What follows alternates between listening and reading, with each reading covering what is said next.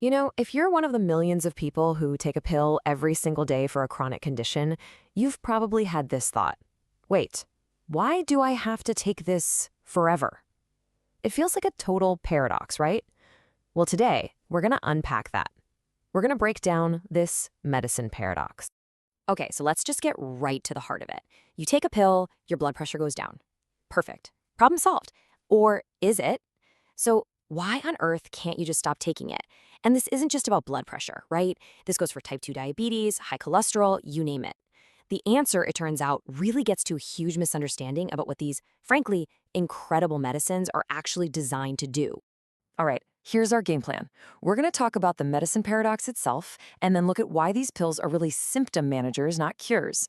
We'll dig into the unseen root causes, find the missing piece, which is lifestyle, and then see how it all clicks together in a powerful partnership. All right, section 1. Symptom managers, not cures. Let's really get into what your medicine is doing. We need to kind of reframe how we think about these medications. I mean, don't get me wrong, they are absolutely vital, life-saving tools, but their main job, it might not be what you've always assumed. Okay, first things first, we have to be clear on what we're even talking about here. We're talking about something called a lifestyle disease. This is completely different from, say, getting strep throat. That's a one-time infection. You get it, you treat it, it's gone. But things like type 2 diabetes or high blood pressure, these are things that develop over years, and they're driven by our daily habits. And trust me, that distinction is everything. So let's really see this difference side by side. With an infection, you take antibiotics, they kill the bacteria, the root cause, and bam, you're cured. It's over. But with a lifestyle disease, well, the medicine is designed to manage it day in and day out, because the things that are driving it, they don't just magically disappear. And this right here, this is the core idea. If you remember one thing, let it be this. Your medication is a brilliant symptom manager. I mean, it's like the best manager you could ever hire. It's amazing at controlling the numbers, like your blood sugar or your blood pressure, but it's just not designed to go in and fire the root cause of the problem. Let's make this super practical. So you take your blood pressure pill in the morning. What does it do? It gets to work, tells your blood vessels to chill out, to relax a bit, and boom, your blood pressure drops to a much safer level. It is doing its job perfectly. But here's the catch. It's a temporary gig. Once that pill's effect wears off, the underlying reason your pressure was high in the first place is still there. That's why you need another dose tomorrow. See?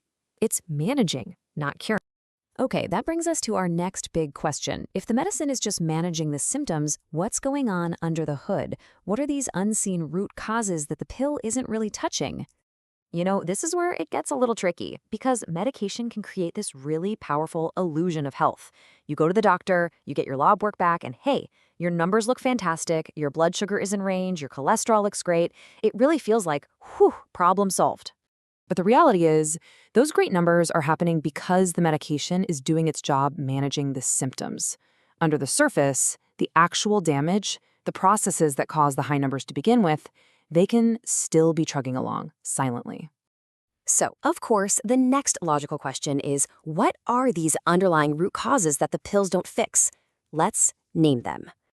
And look, these root causes aren't some big secret. They're actually the things that make up our everyday lives.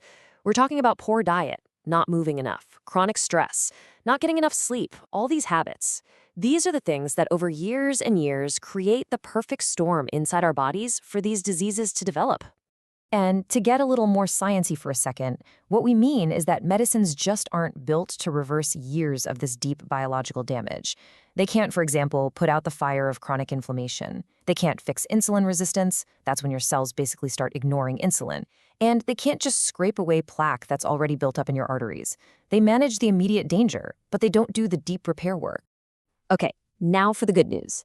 This brings us to the most empowering part of this whole conversation: lifestyle. The missing piece.